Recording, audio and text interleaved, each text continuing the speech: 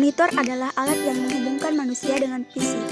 Pada saat komputer pertama beroperasi pada tahun 1938, monitor sudah berusia 83 tahun dan pengembangannya masih tetap berlangsung sampai saat ini. Perubahan dan perkembangan dari monitor pun semakin lama semakin baik. Dengan adanya monitor sebagai komponen output, pemakai komputer dapat dengan mudah menikmati tampilan teks atau gambar dalam layar. Ditambah lagi saat ini, komputer umum digunakan sebagai media hiburan seperti menonton video, game, video call, dan sebagainya, yang membuat fungsi monitor begitu penting bagi sebuah komputer. Perkembangan monitor komputer yang saat ini digunakan sebenarnya terbagi menjadi dua fase.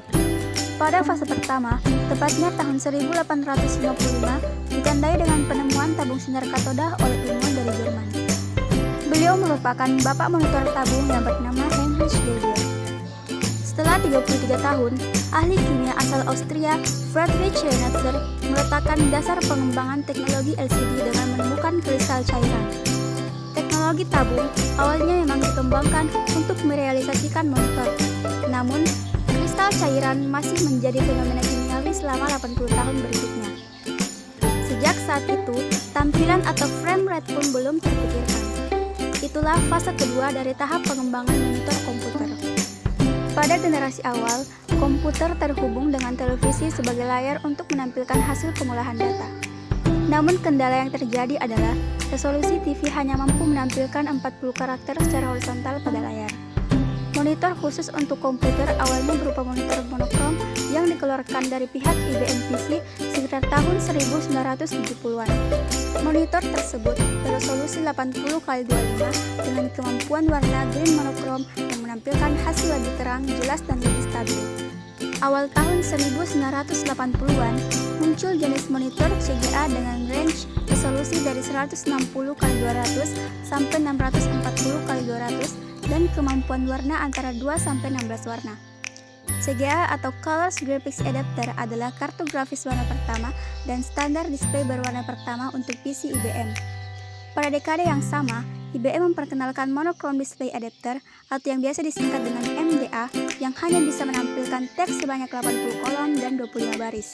Secara teori, MDA ini memiliki resolusi 720x350. Angka ini muncul dari hasil perhitungan lebar karakter 9 pixel dengan jumlah kolom 80 dan tinggi karakter 14 pixel dengan jumlah barisnya 25.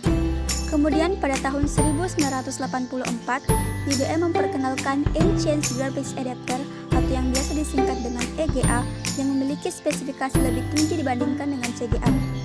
EGA memiliki kemampuan untuk menampilkan 16 warna dengan resolusi 640x350 yang memungkinkan pengguna tingkat tinggi seperti menampilkan mode grafis.